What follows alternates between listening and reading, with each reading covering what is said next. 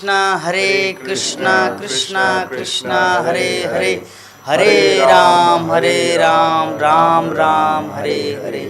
नमो विष्णुपादाय कृष्ण पृष्ठाय भूतले श्रीमते भक्तिवेदांत स्वामी निति नामिने। नमस्ते सरस्वती देवी गौरवाणी प्रचारिणे निर्विशेष शून्यवादी पश्चात्। Hare Krishna. International society for Krishna consciousness, अंतर्राष्ट्रीय कृष्ण भावनामृत संघ, इस्कॉन श्रीधाम मायापुर द्वारा संचालित एवं मायापुर टीवी द्वारा प्रसारित हमारे आध्यात्मिक प्रश्नोत्तर का ये programme Mayapur live talk show में आप सभी भक्तों का हार्दिक अभिनंदन एवं सुस्वागतम। तो प्रति सप्ताह की तरह इस बार भी हमारे 3 महानुभव भक्तगण यहाँ पे पधारे हैं, जो आप सबके मन में किसी भी प्रकार का जो प्रश्न है, आध्यात्मिक प्रश्न, जो आपके भक्ति जीवन में बाधाएं आती है, कैसे उनसे मुकाबला करके उनको जीत करके भक्ति में आप सफल बनेंगे। तो उसी के कारण हम लोग ये जो प्रोग्राम अरेंज किए हैं। तो सर्वप्रथम हमारे श्रीपाद पार्थक कृष्ण प्रभु जी पधारे हैं। मैं उनसे अनुरोध करूंगा कि प्रभु जी आप अपने जीवन की कुछ गाथाएं सुनाइए कि किस प्रकार आपका भक्ति जीवन में पदार्पण हुआ, इस्कॉन जीवन में आप आए और श्रील प्रभुपाद के चरणों में अपने जीवन को डेडिकेट किए। आप हमारे दर्शकों को 2 शब्द बताइए। हरे कृष्ण। हरे कृष्ण।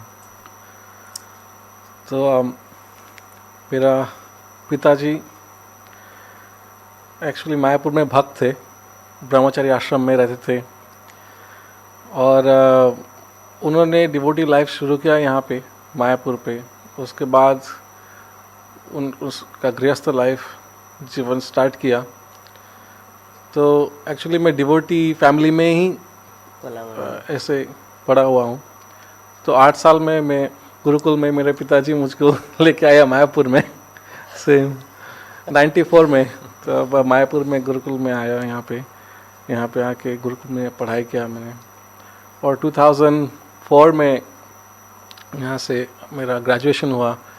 उसके बाद हमने कुछ दिनों प्रचार करने गए अफ्रीका में, केन्या में 3 साल के लिए थे। वहाँ पे एक स्कूल था, वहाँ पे बच्चे लोगों को सिखा रहे थे। उसके बाद हम लोग फिर मायापुर में लौटे और लौटने के बाद यहाँ पर जो गुरुकुल था, मेरा बहुत इच्छा था मन में कि मैं गुरुकुल में एक टीचर बन के रहूँ। तो वहाँ पे गुरुकुल पे पूरा 8 साल टीचिंग किया, यहाँ पे आश्रम टीचर होके, क्योंकि मुझको जो शिक्षा मिला था गुरुकुल से, मैं उसको जो फ्यूचर जनरेशन है उनको देना चाहता था। तो ऐसे मैंने सिखाया गुरुकुल में आश्रम टीचर बन के 8 साल के लिए। और उसके बाद मैंने मायापुर में अलग अलग सेवा में जुड़ा रहा हूँ। ठीक। तो बहुत सुंदर हमारे प्रभु जी जो हमारे बीच में आए हैं, और सच में उनकी जो हार्दिक इच्छा थी कि उनको जो वैदिक परंपरा से, गुरु परंपरा से जो ज्ञान प्राप्त हुआ वो आने वाले जनरेशन को भी दे सके। और प्रभु जी कंटिन्यू 8 साल किए भी थे और आज हमारे बीच में भी आए हैं वो शिक्षा देने के लिए। तो इसके बाद हमारे नेक्स्ट श्रीपाद क्या जय बलराम प्रभु जी हमारे बीच में आए हैं, जो इस्कॉन हैदराबाद में प्रभु जी पहले ज्वाइन किए। हैदराबाद में जन्म हुआ और अभी सेलम तमिलनाडु में श्रीमद् भक्ति विकास स्वामी महाराज के जो मंदिर है तो वहाँ पे है। तो प्रभु जी अब 2 शब्द बताइए, आप अपने जीवन में कैसे आए इस्कॉन जीवन में। इस्कॉन में मेरे पिताजी पहले उनको भगवद गीता यथारूप मिला था, तो उन्होंने पहले उनको पढ़ा और धीरे धीरे उनको बहुत प्रभावित हुए भगवद गीता का शिक्षा से। और उनका बहुत इच्छा था कि भगवान कौन है, ये सृष्टि कैसे आया, ये सब प्रश्न था। तो प्रभुपाद जी का जब भगवद गीता यथारूप पढ़े थे, उनका बहुत सारे प्रश्न जो थे उनका उसका उत्तर मिला और धीरे धीरे वो बहुत गंभीरता से ये भक्ति को लिया। और धीरे उसके बाद मुझे बचपन में ही मुझे गुरुकुल में एडमिशन किया था इस्कॉन सेलम में। तो वहाँ पे मैं अभी शिक्षा किया था, रिसेंटली ग्रेजुएशन हुआ था। तो अभी मैं इस्कॉन में अभी मेरा जीवन आरंभ हुआ है। तो मैं अभी प्रभुपाद जी का बहुत सेवा में लगाना चाहता हूँ इस आंदोलन में। और अभी अभी प्रारंभ किया हूँ मैं तो बहुत उत्साह से सेवा करना चाहता हूँ। जो भी सेवा प्रचार, भगवद गीता का प्रचार जो गुरुकुल में सीखा हूँ और जो भी अभी सीख रहा हूँ सब प्रचार करना चाहता हूँ। वो सबसे बढ़िया योगदान हो सकता है बल्कि प्रभुपाद जी कहते हैं उनका शिक्षाओं में और पुस्तकों में। वाह, बहुत सुंदर।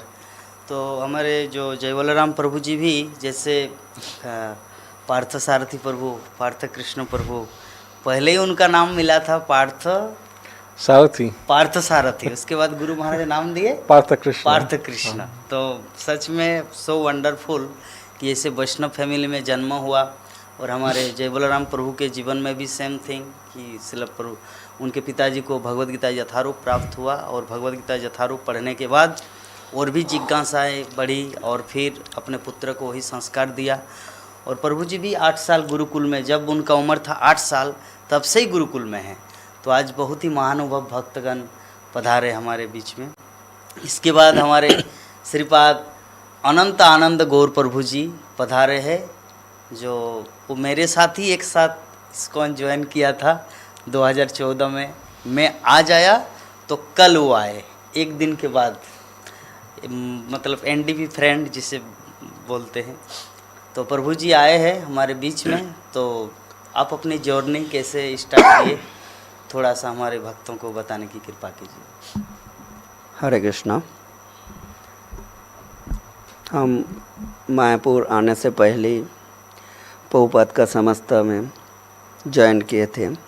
ऐसे हमारा जो स्कूल है बचपन का, उसी स्कूल में एक नामहट्टा का बहुत बड़ा प्रोग्राम हुआ था, पेंडल प्रोग्राम। उसी से खुद का जीवन कृष्ण भक्त होने का एक इच्छा, प्रेरणा मिले थे। उसके बाद 2014 में प्रभु जी के साथ ही एनडीपी में ज्वाइन किया, पीजीसी किया। उसके बाद संकीर्तन में बुक डिस्ट्रीब्यूशन करके अभी तक ऐसे ही जीवन में चल रहा है। अभी फिर बुक डिस्ट्रीब्यूशन नहीं कर रहा हूँ, फिर भी बहुत कोशिश करता हूँ इसे प्रचार करने के लिए। तो इस तरह से हमारा इच्छा है, इस तरह प्रचार में ही हमारा जीवन में प्रचार का जो आनंद है वो लाभ उठाने के लिए ही इधर मायापुर में अभी तक हूँ। हरे कृष्णा। बहुत सुंदर। तो हमारे अनंत आनंद गौर प्रभु जी भी उनके भी जीवन का एक ही लक्ष्य है, प्रचार प्रसार करना, शिल प्रभुपाद के ग्रंथ को डिस्ट्रीब्यूट करना। और हमारे जैसे जय बलराम प्रभु जी एक पॉइंट बताए कि शिल प्रभुपाद ज़्यादा प्रसन्न होंगे कि जब हम लोग उनकी शिक्षाओं को, ग्रंथ को जगतवासी के सामने प्रेजेंट करेंगे, तब उन लोगों का आध्यात्मिक उत्थान होगा। वही हमारे मिशन या आध्यात्मिक आंदोलन का सार है। तो चलिए, प्रश्न की श्रृंखला आना चालू हो गया है। तो सर्वप्रथम हम प्रश्न लेंगे श्रीपाद पार्थ सारथी प्रभु जी से, पार्थ कृष्ण प्रभु जी से। हरे कृष्ण प्रभु ji, my name is Anuj Jha from Jaipur Rajasthan. I need to read about Chaitanya Mahaprabhu but I am confused because I can't understand that which book is best, चैतन्य चरितामृत और चैतन्य भागवत। तो उनका प्रश्न इस प्रकार है कि मुझे चैतन्य महाप्रभु के विषय में बहुत जानने की इच्छा है, लेकिन मैं अभी दिग्भ्रमित हूँ कि कौन सा पुस्तक पढ़ना चाहिए, चैतन्य भागवत वृंदावन दास ठाकुर का या चैतन्य चरितामृत कृष्णदास कविराज का, चैतन्य महाप्रभु को जानने के लिए। हाँ, तो प्रभुपाद जी ने हम लोगों को जैसे सिखाया कि पहले हम लोगों को भागवत गीता पढ़ना चाहिए, उसके बाद श्रीमद् भागवतम पढ़ना चाहिए, उसके बाद चैतन्य चरितामृत पढ़ना चाहिए। तो ये बहुत बेसिक्स बुक्स है जो हमारा सोसाइटी में प्रभुपाद की हमको दिए हैं।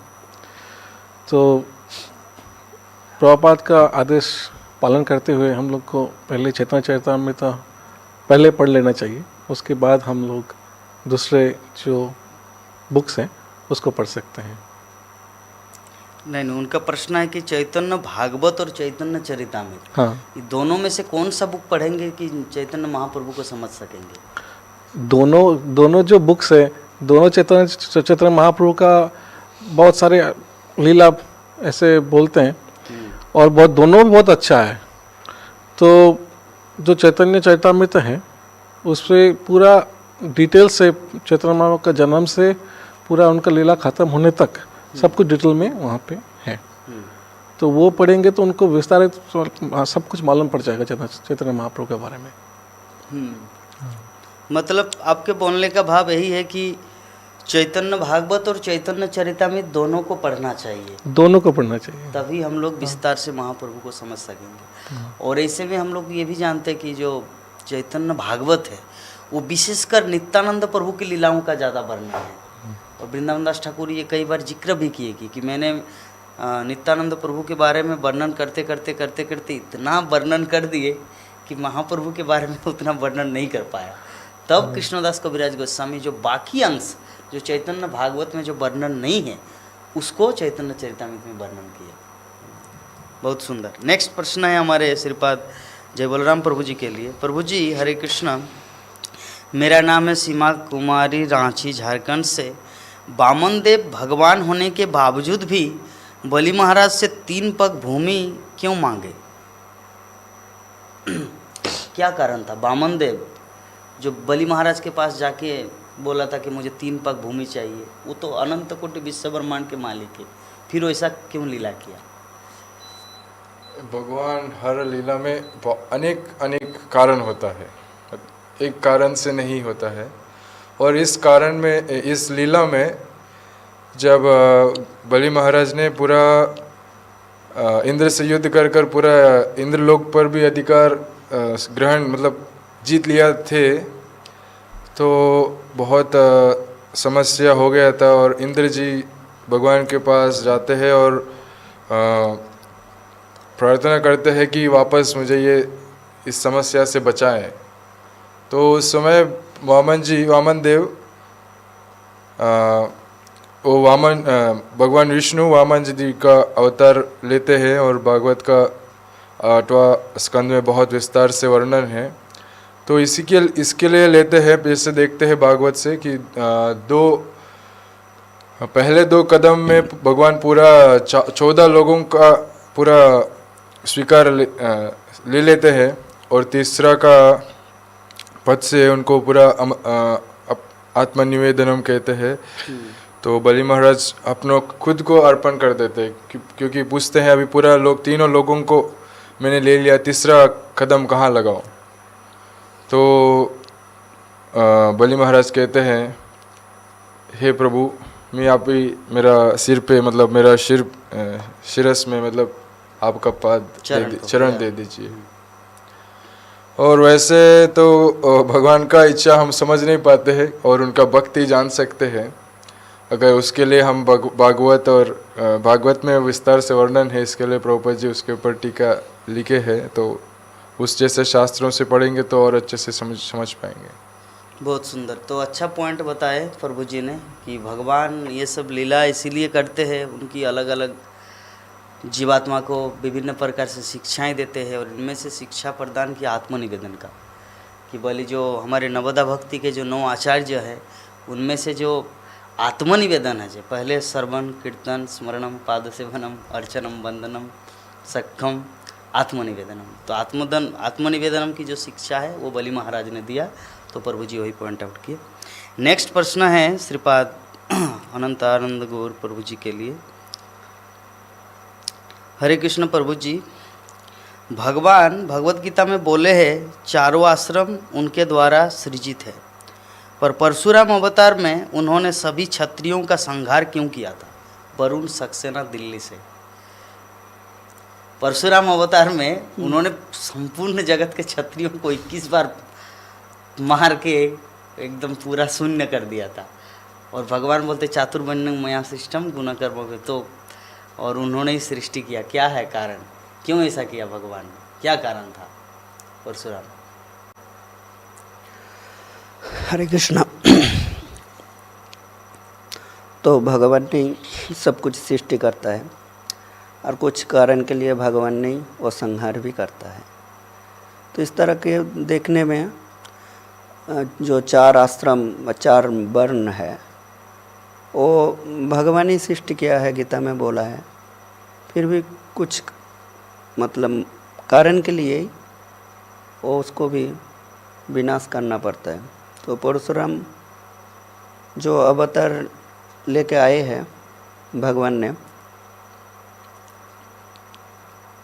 तो उस अवतार का जो बोलते हैं क्या परशुराम? हाँ, हाँ, परशुराम का जो अवतार लेके आए हैं, उस अवतार का मेन मतलब उद्देश्य ही है बहुत सारे मतलब रज गुण का जो भारसाम्य रखना, उसको छेदन करना। जैसे एक पॉइंट है। प्रभु जी आप कुछ ऐड करेंगे? हाँ देखिए, भगवान तो जैसे भागवत में बोलते हैं कि जैसे दुनिया में जब पाप का भार बहुत ज़्यादा हो जाता है या तब वो आते हैं हम्म, और वो सब पापी लोग को विनष्ट करते हैं। तो उस समय क्या हुआ था, जो राजा लोग थे तब वो बहुत सारे ऐसे पाप कर रहे थे, जिसके कारण से परशुराम एक्चुअली उनको पूरा वहाँ पे विनष्ट कर दिया। तो भगवान आते ही इस कारण के लिए कि पृथ्वी को हल्का करने के लिए। पृथ्वी का बोझ बहुत ज़्यादा हो जाता है, सब अलग अलग कारण से, जैसे महाभारत में हमने देखा, रामायण में देखा, सब बहुत ज़्यादा जो होता है धरती माँ को बहुत कष्ट मिलते हैं क्योंकि लोग बहुत पाप करते हैं। उसको साफ करने के लिए भगवान आते हैं। लेकिन इसमें हाँ हरे कृष्ण, एक छोटी सी बात कहना चाहता हूँ। ब्राह्मण जो है, हालांकि भगवान ने इस 4 वर्णों का सृष्टि किया है, सबसे पहले ब्राह्मण जो है ये वर्णाश्रम, वर्णों का पूरा वर्णाश्रम समाज का वो गुरु होता है। तो ब्राह्मण, भगवान ब्राह्मण इस रूप में इसके लिए आया है। ब्राह्मण सिर्फ शिक्षक ही नहीं, अगर गलती हुआ तो उसको सुधारेंगे भी ब्राह्मण ही। ओके। तो भगवान इस रूप में मतलब ब्राह्मण का जमदग्नि पुत्र ब्राह्मण का सुत बने हैं, मतलब पुत्र बने हैं। तो इसमें ब्राह्मण शिक्षक दे रहे हैं, सिर्फ शिक्षक देना ही नहीं, शस्त्र भी उनको उठाना पड़ता है कभी कभी मुश्किलों में। कभी बोलते हैं ना, कभी कभी लातों का बातों से नहीं सुनते तो बातों ऐसे लाठी से सुनाना पड़ता है। तो इसके लिए भगवान ने इस लीला में क्षत्रियों को शिक्षा दिया, क्योंकि वो सब अंधकार में जा रहे थे और पूरा विनाश कारण कर रहे थे। क्योंकि श्रेष्ठ क्षत्रिय का धर्म भी बताया गया है शास्त्र में, क्षत्रियो ही प्रजा रक्षण। क्षत्रिय जो है वो प्रजा को रक्षा करना चाहिए, परंतु वो क्षत्रिय जो है पूरा मदिरा में लगे थे और पूरा विनाश कर रहे थे समाज का। तो इसके लिए उनको शिक्षा देकर वापस ठीक तरीके के क्षत्रियों को स्थापना करने के लिए परशुराम जी ऐसा करना पड़ा उस लीला में। मतलब जो क्षत्रिय थे, क्षत्रियों का जो रियल धर्म है, जनता को प्रोटेक्ट करना, समाज को बचाना, वो लोग नहीं कर रहे थे, बल्कि समाज को और ज़्यादा कष्ट में डालते थे, जिसके कारण परशुराम ज़्यादा क्रोधित हुए। अभी प्रश्न उठ सकता है कि 21 बार क्यों मारे? क्या कारण है प्रभु जी? 21 बार क्यों संहार किया? मान लीजिए कि कंस ने भी कुछ खराब किया था तो भगवान ने कंस को विदा किए इस संसार से। रावण भी गलती किया था, रावण को भी विदा किए। तो उसी प्रकार जिन्होंने सहस्त्र अर्जुन अगर कुछ गलती किए होंगे तो उनको मार देते। तो एक बार पूरा खत्म, वंश परंपरा को खत्म किया, फिर एक बार 21 बार क्यों किए? इसका क्या कारण है? ऐसे में पता है? नहीं। अच्छा, आपको प्रभु जी? 21 बार, जैसे मैं एक जगह सुना था, विष्णु पुराण में उल्लेख है कि जब जमदाग्नि को, मतलब परशुराम के पिताजी को मारे सहस्त्रार्जुन, तो उनकी माँ रेणुका 21 बार अपने छाती को थपथपाए थे। हाय मेरा पति गया, मेरा पति को इसने मारा, सरसुन, ऐसे करके 21 बार मतलब अपने छाती को पीटे थे। तो वो चीज़ परशुराम ने देखा, तब उन्होंने प्रतिज्ञा किया कि जब तक मैं इस क्षत्रियों को, जिन्होंने तुमको खून के आंसू रुलाए, 21 बार आप थपथपाए, जब तक 21 बार इस पृथ्वी से उनका नाम और निशान न मिटा दो, तब तक मैं चैन से नहीं बैठूंगा। तो ये कारण था 21 बार उनकी माँ ने 21 बार छाती पे ये किया था, जिसके कारण 21 बार उनको मारे थे। तो नेक्स्ट प्रश्न आपके लिए,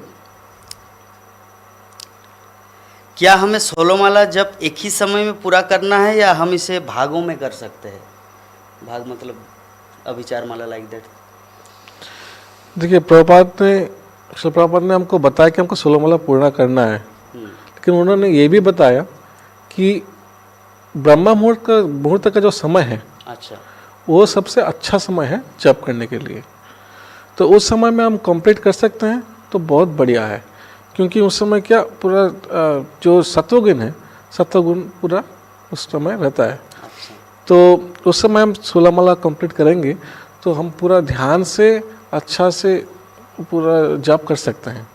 लेकिन दिन जितना बढ़ता जाता है उतना रजोगुण तमोगुण आता रहता है, तो तब जप करने में बहुत दिक्कत होता है। बहुत सारे सोच मन में आ जाते हैं, फैमिली मैटर्स हो, बिजनेस मैटर्स हो, ये सब फ़ोन कॉल आता है, ये आता है। लेकिन सुबह में क्या सब लोग ज़्यादा से ज़्यादा लोग सोते रहते हैं, लेकिन जो भक्त लोग हैं उनको इसलिए बोलते हैं कि ठीक है मंगल आरती जाओ, क्यों? क्योंकि उस समय ब्रह्म मुहूर्त के टाइम में जो जगत का लोग हैं वो सब उस समय सोते हैं, तो उस टाइम आपको बहुत एक अच्छा समय मिलता है भगवान का ये जब पूरा मन से करने।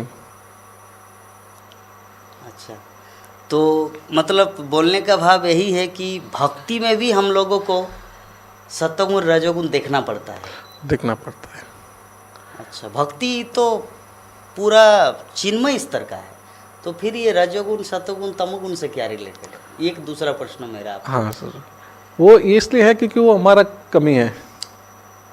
ओके, ठीक है। अच्छा, भक्ति का कमी नहीं, भक्ति का कमी नहीं है, वो हमारा कमी है। क्योंकि जैसे मैंने बताया कि जब जितना दिन बढ़ता है तब हम लोग अलग अलग सब काम में सोच में पड़े रहते हैं।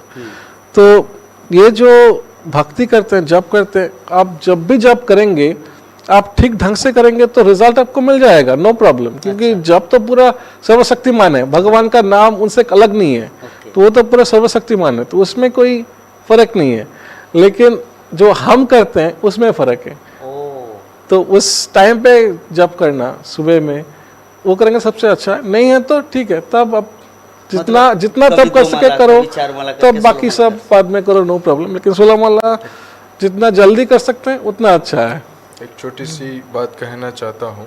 प्रभुपाद शिष्य जो श्रुतकीर्ति प्रभु जो है वो कहते हैं, प्रभुपाद जी को ये प्रश्न पूछा था कि यही सेम प्रश्न पूछे थे, प्रभुपाद जी इसका उत्तर दिए हैं कि प्रभुपाद जी जब गृहस्थ आश्रम में थे संन्यास लेने से पहले, तो प्रभुपाद जी हर एक मील के पहले 4-4 माला करके पूरा 16 माला खत्म कर लेते थे।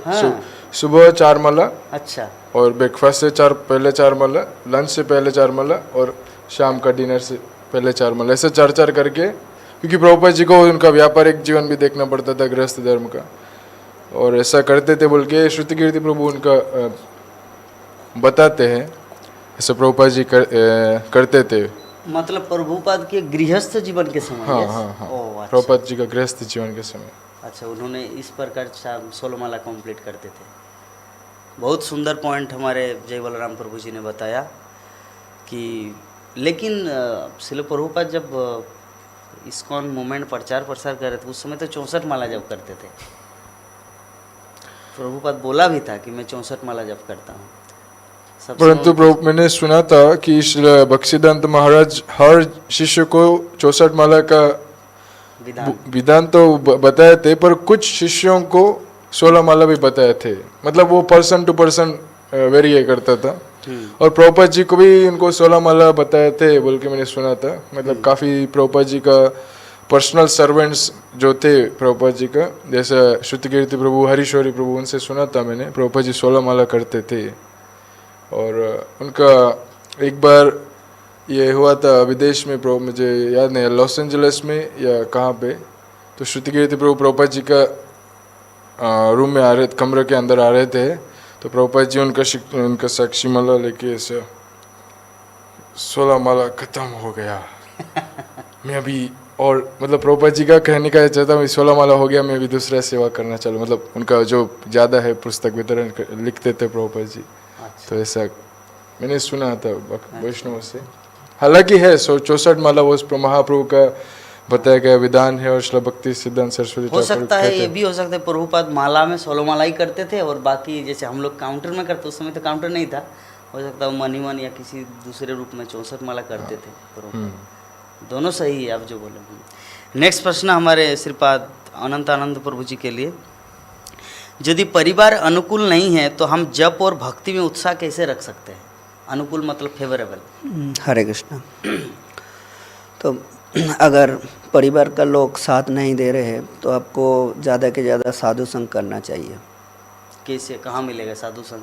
साधु संग तो आजकल के दिन में तो ऐसे ही जो व्हाट्सअप, फेसबुक सब में ही साधु संग मिलता है।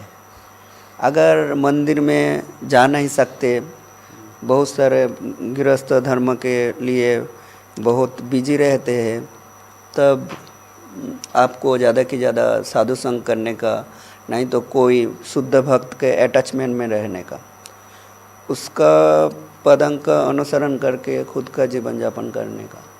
और सबसे बड़ी बात है, आप घर में जिस परिवार में रह रहे हैं उस परिवार का सदस्यों को भी आप जो भक्ति का जो आनंद आपको मिल रहा है उसको शेयर करना चाहिए और उसको भी इस मार्ग में ले आना चाहिए, कोशिश करना चाहिए।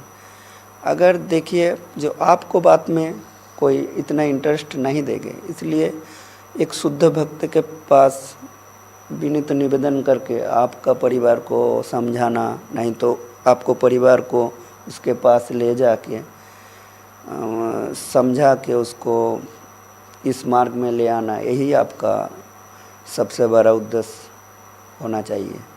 अगर परिवार के बिना भी भक्ति होते हैं, लेकिन परिवार के मिल के एक भक्ति करने का सुख अलग ही होता है, उसमें बाधा कम रहते हैं।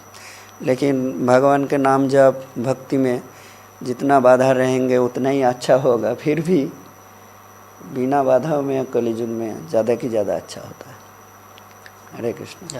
हाँ, मैं कुछ ऐड करना चाहूँगा। एक्चुअली मैंने ये प्रश्न किसी वक्त में गुरु महाराज से सुबह समय गुरु महाराज को भी पूछे थे एक समय, तो मेरे गुरु महाराज उत्तर दिए थे उस टाइम कि देखो हमको भगवान को प्रार्थना करना चाहिए, क्योंकि हमारा जो शक्तियाँ हैं, हमारा जो कैपेसिटी है वो बहुत लिमिटेड है कि हम ये कर सकते हैं, वो कर सकते हैं, ट्राई कर सकते हैं, वो ट्राई कर सकते हैं, उसमें फल मिल सकता है, नहीं भी मिल सकता है।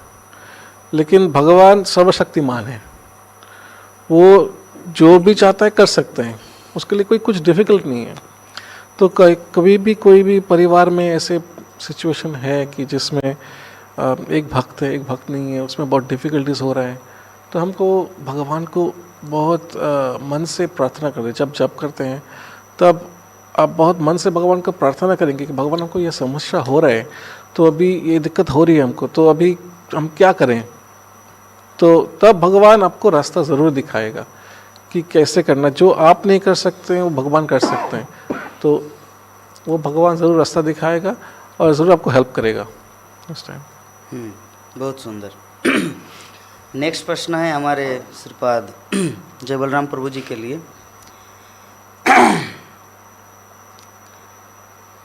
क्या कारण है कि आजकल बच्चों से लेकर बुजुर्ग तक हर कोई तनाव में रहते हैं, टेंशन में जीते हैं? बुजुर्ग मतलब बुजुर्ग मीन्स जो वयस्क, जिसका उम्र 60 साल 70 साल हो चुका है। आजकल का समाज ही ऐसा है कि बिना चिंता के रह नहीं सकते, क्योंकि हमने पहले गलती हमारा है कि जब विदेशों ने, जब ब्रिटिश ने भारत छोड़ा, उनका कल्चर को अपनाया और हम सोचते हैं उनका कल्चर अच्छा है, क्योंकि हम वर्णाश्रम विधान जो वैदिक विधान जो देखते हैं ना, हमारे दादाजी से लेकर हमारा जो सबसे छोटा पोता होता था, किसी का कुछ चिंता नहीं होता था। हालांकि शंकराचार्य कहते हैं वृद्धावस्था चिंता सकता, फिर चिंता होता है कि मेरा पोता क्या करता था, परंतु आजकल का चिंता अलग ही है, ये क्या होगा, वो क्या होगा। मतलब आजकल का समाज ही ऐसा बना है कि बिना चिंता रह नहीं सकते।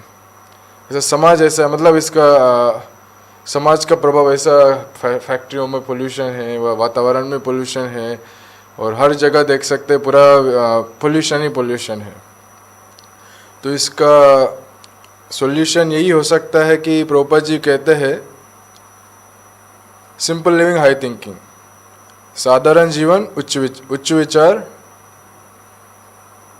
और साधारण जीवन। तो ऐसा प्रभुपाद जी कहते हैं कि हमको सिंपल जीना चाहिए, मतलब हमारा खुद का खेती करना चाहिए। प्रभुपाद जी कहते हैं एक गृहस्थ के लिए एक छोटा सा एकड़ का लैंड और थोड़ा 1-2 गाय। वो तो जो गांव में रहते हैं। हाँ मतलब शहर में भी हमको करना चाहते हैं तो भक्ति कर सकते हैं। जैसे इस्कॉन का मंदिरों है, उनका मंदिर का आश्रय ले सकते हैं। हर दिन भागवत सुबह 4:30 बजे मंगल आरती होता है, उसके बाद नरसिंह स्तुति, तुलसी आरती, भागवत, उसके जपा होता है, उसके बाद दर्शनार्थी, उसके बाद भागवत कथा, सब ऐसा प्रभुपाद जी पूरा हमारे दिन में पूरा कृष्ण के बारे में पूरा कृष्ण से भर दिया गया है। तो कृष्ण का जितना भगवान का पास हम बिताएंगे उतना चिंता हमारा चले जाएंगे, मतलब ये उतना चिंताओं से दूर चले जाएंगे। ठीक है। नेक्स्ट प्रश्न है श्रीपाद अनंत आनंद प्रभु जी के लिए। पढ़ाई करते समय आध्यात्मिक जीवन के बारे में चिंता होती है, क्या करें? ये बात अच्छी है, हार्ड टाइम ही रहना चाहिए, लेकिन ये जो पढ़ाई है जो ये भी एक साधना है। तो इस जगत में, मतलब इस कली युग में आपको अस्तित्व बजाय रखने के लिए ये बाहर का शिक्षा भी हमारा ज़रूरत है। और ये शिक्षा हम आध्यात्मिक जीवन में लगा सकते हैं। आप एक साथ ही आध्यात्मिक शिक्षा और जागतिक शिक्षा एक साथ ले सकते हैं आप। मतलब ऐसे नहीं जो जागतिक शिक्षा लेने का टाइम आप आध्यात्मिक शिक्षा ले नहीं सकते, और आध्यात्मिक शिक्षा लेने का टाइम जागतिक शिक्षा ले नहीं सकते। एक दूसरे का परिपूरक है, एक के बिना और एक नहीं चलेगा, और एक के बिना एक नहीं चलेगा। अगर आपको आध्यात्मिक शिक्षा लेना है तो आपको जागतिक शिक्षा ज़रूरत है, ज़रूरी। फिर भी अगर आप जब जागतिक शिक्षा लेने जा रहे हैं तब भी आपको आध्यात्मिक शिक्षा जरूरी है, क्योंकि आप अगर आध्यात्मिकता से बाहर जाएंगे तब आपका शिक्षा धारण का मत नहीं रहेंगे, आप गुरु को नहीं मानेंगे। जैसे गीता में बोल रहा है जो शिक्षा कैसे हमको ग्रहण करना चाहिए, कैसे ज्ञान हमारा प्राप्त होता है, तो उस पंथा से आपका गुरु के पास जाना चाहिए। कैसे विनम्रता से कैसे प्रश्न पूछना चाहिए वो भी जानना जरूरी है। मतलब एक दोनों से परिपूरक है, आपको दोनों को एक साथ जानेंगे तो ज़्यादा अच्छा होगा। बहुत सुंदर। तो हमारे अनंत आनंद प्रभु जी बताए हम सबको कि दोनों ही एक दूसरे के सामंजस्य मतलब परिपूरक है। अगर मान लीजिए आपको भगवत गीता पढ़ना है, आपको पढ़ना ही नहीं आता तो आप कैसे पढ़ेंगे? इसलिए मटेरियल नॉलेज भी ज़रूरत होता है। स्कूल कॉलेज में हम लोग पढ़े हैं इंग्लिश, हिंदी, बंगाली, तभी हम लोग यहाँ पे आके रीडिंग कर पा रहे हैं। इस संबंध में मेरे दिमाग में 2 घटना याद आया। जब Srila Prabhupada church Scottish college में पढ़ रहे थे तो उनको जब ये मिला रिजल्ट का क्या सर्टिफिकेट, तो उन्होंने फाड़ दिया। तो उनके पिताजी गौरमोहन थे, उनको बोला कि क्यों फाड़े? बोले कि मुझे नौकरी नहीं करना है, ये मतलब ब्रिटिशियों का पढ़ाई से मुझे नौकरी करके मुझे पेट पालना नहीं है। बोले कि नहीं, वो बात पेट पालने की नहीं। जब आपके पास ब्रिटिश शासन के जो उस समय के जो बहुत ही सभी सम्मान करते थे, ब्रिटिश कॉलेज में पढ़ाई किए हैं, गुरुकुल की पढ़ाई का कोई वैल्यू ही नहीं था उस समय।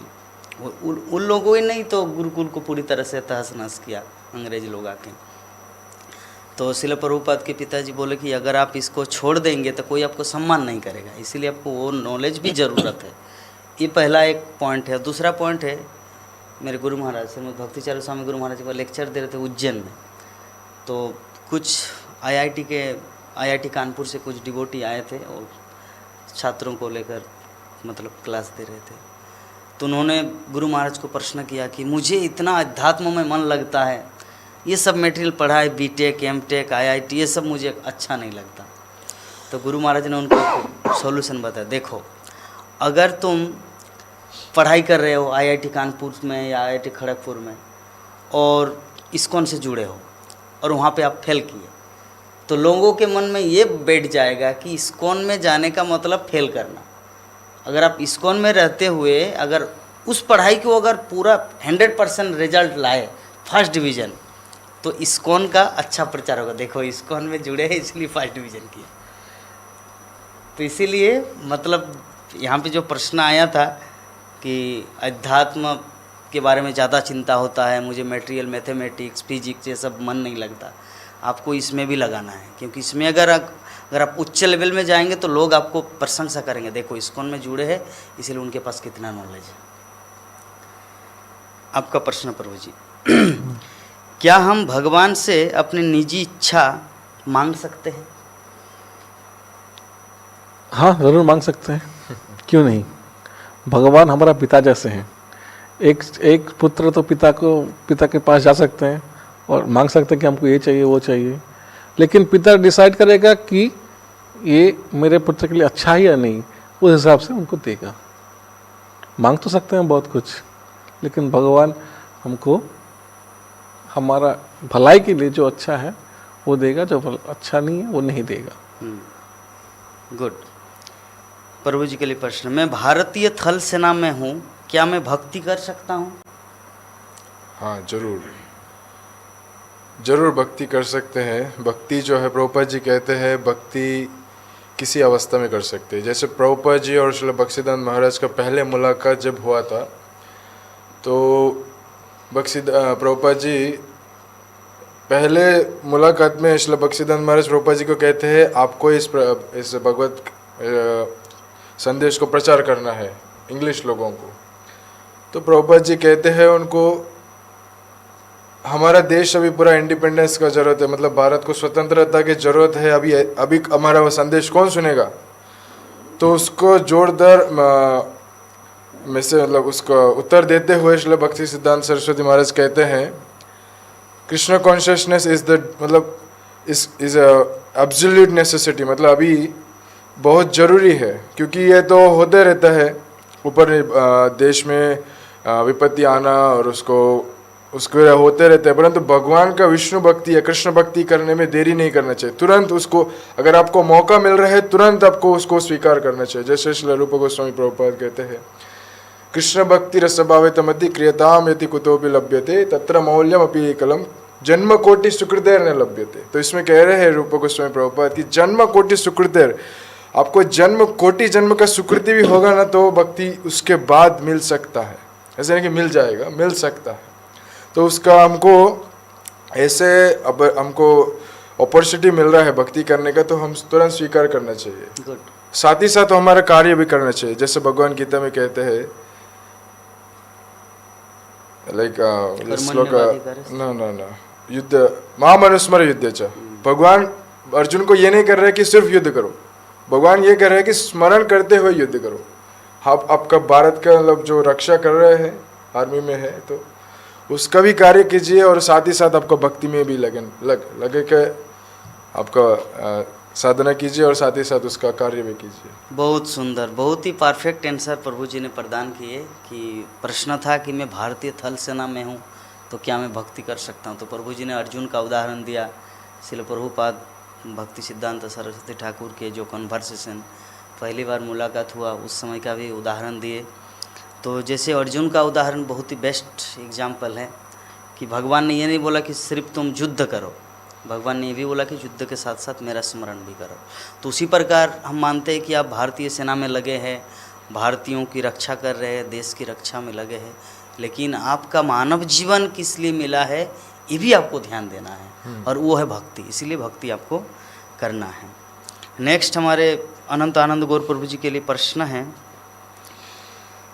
बाकी मजहबों में एक ही ग्रंथ होते हैं, चाहे कुरान हो, बाइबल हो, गुरु ग्रंथ साहिब हो, पर सनातन धर्म में शिला व्यासदेव ने इतने सारे ब्रांच, इतने सारे ग्रंथ क्यों लिखे? संतोष पांडे, देहरादून, उत्तराखंड।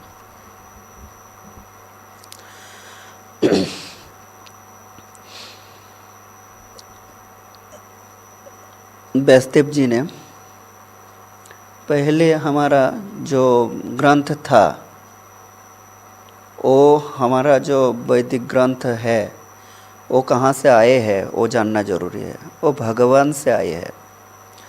तो भगवान जब ब्रह्मा जी को सृष्टि किया तभी ये वैदिक ज्ञान को 4 श्लोकों में ब्रह्मा जी को दे दिया।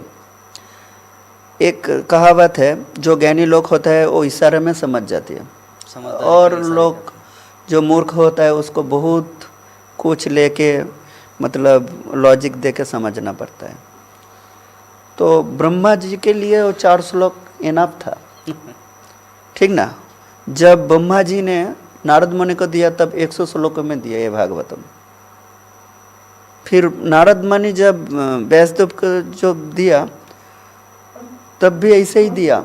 लेकिन व्यासदेव जी ने जब देखा जे एक कलि युग के लिए इस शास्त्र को इतना शॉर्ट से देंगे तो कुछ मालूम नहीं पड़ेगा, इसलिए इतना अच्छा बहुत बड़ा शास्त्र को वेद में किया। पहले पुराणों वेद एक सूती का तरफ थी, वो सिर्फ सुनने में मतलब सुन के याद रखते थे। उसके बाद वो इस तरह के 18 पुराण में विभाजित किया, मतलब एक एक पुराण में एक एक वर्णन है। उसके बाद 108 उपनिषद में उसको विस्तार किया। लास्ट में ये जो भागवतम जो भक्ति का रूप में दे रहा है, वो भागवतम महाभारत ऐसे रचना किया। तो शास्त्र जो भी है ठीक है, लेकिन शास्त्र का जो मूल सार है उसको हम लोग को ग्रहण करना चाहिए। अभी प्रश्न है कि बाकी जो मजहब है, जैसे मुस्लिम रिलीजन हाँ, हुआ, सिख रिलीजन हुआ, ईसाई हुआ, तो सब में एक एक ग्रंथ है, कुरान, बाइबल, गुरु ग्रंथ साहिब हैं। तो इसलिए तो हमारा इतना सारे ग्रंथ है। लेकिन देखिए, अगर टॉपिक बहुत छोटा होगा तो उसका ग्रंथ भी छोटा होगा ना। ओके। अगर बहुत सारा बड़ा टॉपिक होगा, बहुत कहानी उसका अंदर होगा, बहुत, क्योंकि ये सनातन धर्म किसी ने, ये धर्म किसी ने रचित नहीं किया, वो भगवान से आ रहे हैं। फिर जगत ध्वंस होने के बाद भी ये सनातन धर्म रहेंगे। आप जो बोल रहे हैं ईसाई मतलब और भी, वो एक धर्म को स्थापना किया है, ये कोई धर्म स्थापना नहीं किया। ये पहले भी था, हर युग में था, और ये जगत ध्वंस होने के बाद भी ये सनातन धर्म रहेंगे। तो इतना बड़ी युग की बात एक किताब में कैसे आ सकती है ना। बात कह सकता हूँ, बहुत इम्पोर्टेंट। इसलिए बहुत सारे किताब, बहुत सारे युग के, बहुत सारे मतलब बहुत सारे चतुर्युग के बारे में हमारा शास्त्र में वर्णन किया है। एकदम इसलिए परफेक्ट। बहुत सारे किताब है, लेकिन उसमें से भी पोपत ने बोला है सूत्र से कम हम लोगों को गीता के बारे में जानना चाहिए। वो सर्वशास्त्र का साराती सार है, उससे शुरू करना चाहिए। आपके पास ज्ञान कितना है वो ज़्यादा वेरी नहीं करते हैं, आप वो ज्ञान को कितना आपका जीवन में अप्लाई किया है वो सबसे वेरी करता है। इसलिए ज्ञान जितना भी आप संग्रह कर रहे हैं अच्छी बात है, लेकिन आपका व्यक्तिगत जीवन में उसको ज्ञान को विज्ञान के रूप में करने का प्रयास करना चाहिए। एक छोटी सी बात कहना चाहता हूँ इस प्रश्न की वजह से। एक्चुअली अगर अन्य ग्रंथ में देख सकते हैं तो सिर्फ कुछ बताया गया है, कुछ वर्णन दिया गया है, परंतु हमारा ज्ञान, हमारा वेदों से लेकर पूरा पुराणों शास्त्रों देख सकते हैं। तो हमारा पूरा वेद से आरंभ करें तो हमारा वेद में ऐसा भी पता है कि कैसे एरोप्लेन को कैसे करना है, वो उसमें नहीं है, मतलब वो कुरान और बाइबल में नहीं है। और उसमें हमको एरोप्लेन के बारे में है, उसके बाद एस्ट्रोलॉजी है, उसके बाद इतना विभाग है, मतलब इतना डिवीजन है हमारे शास्त्रों में, मतलब पूरा बहुत बड़ा लिस्ट हो सकता है। जितना हमारे आर्किटेक्चर लो, या हम लेंगे या वास्तुशास्त्र, धनुर्वेद, आयुर्वेद, और इतने सारे शास्त्र मतलब विभाग है। हालांकि वेद तो एक ही है, उसमें पूरा इतने सेक्शंस है, तो उसके लिए तो हम जरूर इतना बड़ा मतलब ज़्यादा ही होगा, इतना किताब तो बड़ा हो ही जाएगा। और उसमें नहीं है अभी, अगर कुरान में, गुरु ग्रंथ साहिब में जो सब में, उसमें नहीं है ये सब, उसका वर्णन नहीं है, परंतु हमारे वेदों में है ये सब। और एक बात यही है, जो ये मान लीजिए एक शिक्षा का जैसे एक स्टेज होता है ना। आप अगर 1 में पढ़ेंगे तो क्या करेंगे, ABCD का ही किताब लेके घूमेंगे, लेकिन आप जब PhD करेंगे तब कितना किताब लेना चाहिए आपको। तो धर्म का भी ऐसे बहुत सारा धर्म हो सकते हैं, लेकिन उसका जो शिक्षा है उसका भी एक लेवल होता है। आप जब उससे भी ज़्यादा बड़ी पर्याय में शिक्षा को ग्रहण करेंगे तब बहुत सारा ज्ञान का प्रयोजन होता है, बहुत चीज़ जानने का ज़रूरत होता है, तब बहुत सारे किताब, बहुत सारे शास्त्र। इसलिए ये जो सनातन का मतलब है नित्य, ये ऐसे कभी उसका अंत नहीं होगा। तो इसके बारे में, इस धर्म के बारे में जानने के लिए बहुत सारे इसका अंदर चीज़ है, छोटा से लेकर बड़ा तक सब कुछ आप मतलब फुल नॉलेज आप ले सकते हैं, आधा नहीं। अगर बहुत सारे धर्म ग्रंथ है, उधर अगर आप क्वेश्चन करेंगे तो उस शास्त्र से आप फुल आंसर नहीं मिलेगा आपको। लेकिन सनातन धर्म का तो इतना सारे ग्रंथ है, इतना सारे पुराण है, उपनिषद है, आपको कोई बारे में आपको डिटेल्स मिल जाएगा पूरा के पूरा। बहुत सुंदर हमारे अनंत आनंद प्रभु और जय बलराम प्रभु जी ने इसका उत्तर दिए। तो अनंत आनंद प्रभु जी जो यहाँ पे वर्णन की बहुत ही एक इम्पोर्टेंट बात बताए कि सनातन धर्म जो है, ये जो सनातन धर्म की जो पुस्तकें है, गीता, भागवत या वेद, पुराण, ये अनादिकाल से चले आ रहे हैं। तो इतने अनादिकाल से जो कुछ घटनाएं घटित हो चुके हैं उसको आप एक किताब में कैसे अंकित कर सकते हैं, ये सबसे इम्पोर्टेंट बात बताए। क्योंकि ये जो रिलीजन हम लोग अभी देख रहे हैं, चाहे सिख रिलीजन हो, ईसाई हो, क्रिश्चियन हो, जो भी हो, वो एक विशेष 2000 या 3000 या 5000 साल के ही अंतर्गत हुआ है। लेकिन हमारे सनातन धर्म में जितनी सारी पुस्तकें हैं अनादिकाल से चली आ रही, तो इसीलिए एक पुस्तक में इसको आप मतलब इंक्लूड नहीं कर सकते। बहुत सुंदर प्रभु जी। नेक्स्ट प्रश्न आपके लिए शॉर्ट में, क्योंकि हम लोग को मंदिर भी जाना है, दिया दिखाने के लिए एक राउंड हो जाएगा।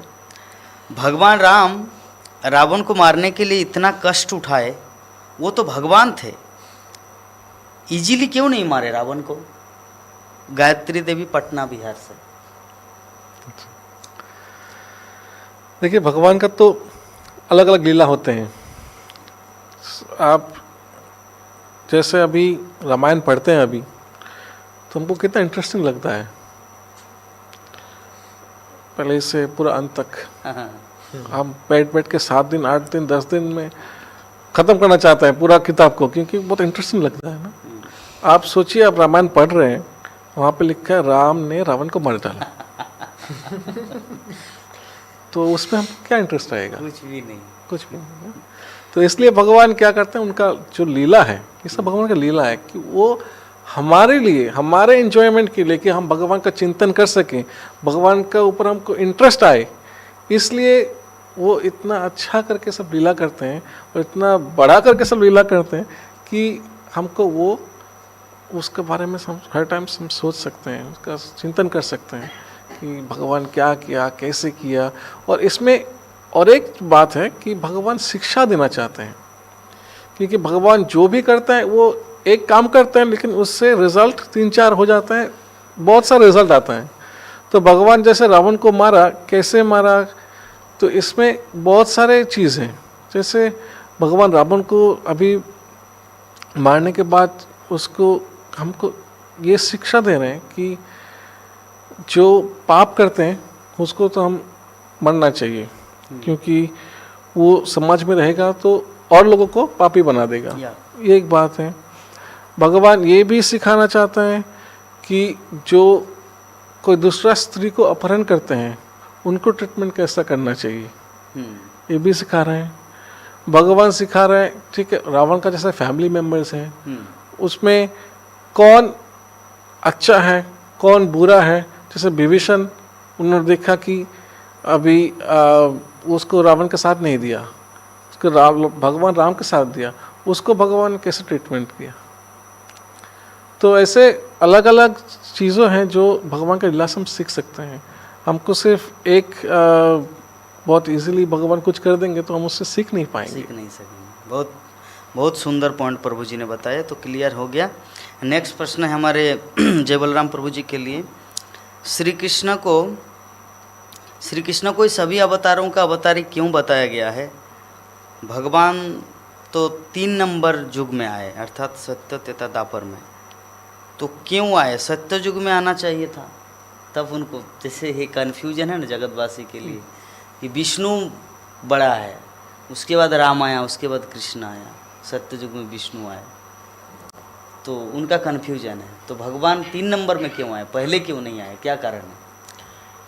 देखिए, हम शास्त्र से पहले पता चलता है द्वा मतलब 2। द्वापर युग, जब श्रील गोस्वामी भागवत संदर्भ में कहते हैं, जब भगवान अवतार होता है, द्वा मतलब दूसरा, मतलब ये द्वापर युग जो है तीसरा में आ जाता है। वैसे तो है तो दूसरा में, फिर तीसरा आता है, परंतु भगवान द्वापर युग में आने से भगवान अवतारी नहीं होता है, वो अवतारी है बोल के अवतार होता है। तो बात है, भगवान अवतारी है, उनका इच्छा जब उनका इच्छा है वो आएंगे। उनका ऐसा मतलब फिक्स, मतलब ऐसे ही यही समय पे आएंगे, उनका जब इच्छा है तब आएंगे। वो भगवान है क्योंकि उनका इस सब त्रिलोक से, त्रिगुण से अतीत है। उनका जब इच्छा है तब आएंगे। और दूसरा चीज़ है कि भगवान इस समय आए हैं, इसके लिए वो भगवान नहीं बन सकते। ऐसे उनको इस मतलब वैदिक नियम, ऐसा टाइम, मतलब इस लिमिटेड जोन में लगा नहीं सकते। He is like beyond the time, मतलब इससे परे है, समय का बाउंड्री से परे है। ऐसे बहुत सुंदर। इसका और भी एक उत्तर हो सकता है, वो इस प्रकार है कि जो सत्य युग जो था ना, वो धार्मिक युग था, और धार्मिक युग में भगवान का उतना पावरफुल, भगवान साक्षात अवतारी को आने का जरूरत नहीं था। सत्य युग में कोई भी एक अवतार आ जाने से चल जाए। जैसे भगवान रामचंद्र आए त्रेता में, वो 8 कला लेकर, और भगवान श्री कृष्ण आए द्वापर में 16 कला लेकर, और कलि युग में महाप्रभु आए उससे भी ज़्यादा महावदान्य रूप लेकर। तो इससे एक चीज़ पता चला कि जितना पापी युग होगा, भगवान के उतने ही ज़्यादा शक्ति संबंधित अवतार या अवतारी आते हैं। लास्ट प्रश्न श्रीपाद अनंत आनंद प्रभु जी के लिए। ये प्रश्न का उत्तर मुझे लगता है कि तीनों को देना पड़ेगा। हरे कृष्ण प्रभु जी, मेरा नाम है शांतनु हलदार, कलकत्ता से। बुद्ध भगवान वेदों को क्यों नकारे थे, क्या कारण था? वेद का उद्देश्य भगवान को जानना, परंतु बुद्ध देव ने वेदों को नकारा। What is the meaning? तो बुद्ध भी भगवान का अवतार है। तो बुद्ध अवतार इसी टाइम पे लिया था जब वेद को शंकराचार्य ने प्रतिष्ठा किया था। उसके बाद जब नहीं, शंकराचार्य बाद में है, पहले बुद्ध है। हाँ, सॉरी, जब बुद्ध ने आया था तब क्या किया था, जब देखा है जो वेद का अंदर जो पशु बलि, जो कर्मकांड है, कर्मकांड को सब ने क्या करता है, उसको ही प्राधान्य दे रहा है, भक्ति को नहीं दे रहा है। तो कर्मकांड के चलते हुए क्या कर रहे हैं, बहुत सारे पशु बलि, अहिंसा, इस तरह के जब काम कर रहे हैं, तब बुद्ध जी ने क्या किया, उसको दबाने के लिए वो साक्षात विष्णु का जो अवतार है, बुद्ध अवतार, उसने आए हैं प्रकट होके, वो शांति का जो दूत लेके आए हैं, और ये पशु बलि, अहिंसा का जो धर्म है उसको स्थापना किया। इसका मतलब ऐसे नहीं जो वेद को नहीं माना, वेद को माना, लेकिन वो अहिंसा का जो धर्म है उसको ज़्यादा के ज़्यादा स्थापना किया। मतलब इनडायरेक्टली वेद को माने, डायरेक्टली वेद को नहीं माना, लेकिन इनडायरेक्टली धर्म का जो स्थापन किया, पशु बलि, अहिंसा, उसके लिए उस अवतार ने अवतारी हुआ। अच्छा, ये उद्देश्य था। हाँ, यही उद्देश्य था। ओके, आपको कुछ बोलना है? हाँ, बोल सकते हैं। जैसे कि जब हम फनेटिक्स बन जाते हैं, मतलब कुछ भगवान ने कुछ हमको सिखाना चाहते हैं, लेकिन हम उसको हमारा इंटरप्रिटेशन से हम उसको बनाते हैं, अलग अलग चीज़ें करते हैं, तब क्या होता है, जो भगवान देना चाहा वो हम नहीं रहते। अच्छा। वो हमारा चिंताधारा से हम उसको बनवा देते हैं, हाँ। और हम भगवान के नाम पे चला देते हैं। ओके। तो जब ऐसे होगा तब भगवान को आना पड़ेगा उसको सफाई करने के लिए कि देखो, ये हमने ऐसे नहीं कहा, हमने इसको ऐसे कहा है। तो इसलिए भगवान अलग अलग अवतार लेते हैं, और भगवान आते हैं उनको अलग अलग जो उनका लीला है उसको करने के लिए। बहुत सुंदर। तो हमारे प्रभु जी जो कंक्लूजन पॉइंट बताए कि बुद्धदेव क्यों आए थे इस संसार में, इसलिए आए थे क्योंकि भगवान ने वेदों की रचना किया एक विशेष उद्देश्य के लिए कि जगतवासी भगवत धाम को प्राप्त हो। लेकिन लोग, जैसे हमारे अनंत आनंद प्रभु जी बताए कि कर्मकांड के नाम पर, पशु बलि के नाम पर, गोहत्या, ये बहुत कुछ ऐसा चल रहा था। तो बुद्धदेव आए और बोले कि मैं वेद को ही नहीं मानता। नहीं नहीं, वेदों में कहा गया है पशु बलि देना चाहिए। है कहाँ तुम्हारा वेद, में वेद को ही नहीं मानता, जैसे हमारे प्रभु जी बताए। तो इसी कारण से बुद्धदेव का अवतार हुआ। तो चलिए, इसी प्रकार आज का जो हमारा प्रोग्राम है यहीं पर हम लोग विराम देंगे, क्योंकि दामोदर महीना चल रहा है। तो अभी हम लोग मंदिर में जाएंगे दिया बत्ती देने के लिए। तो आप सभी भक्तों को बहुत बहुत धन्यवाद। हरे कृष्णा कृष्णा कृष्णा हरे हरे, हरे राम राम राम हरे हरे। जय जगत गुरु शिल प्रभुपाद की जय। ग्रंथराज श्रीमद् भागवत महापुराण की जय। अनंत कोटि वैष्णव भक्तविंद की जय। समवेत गौर भक्तविंद की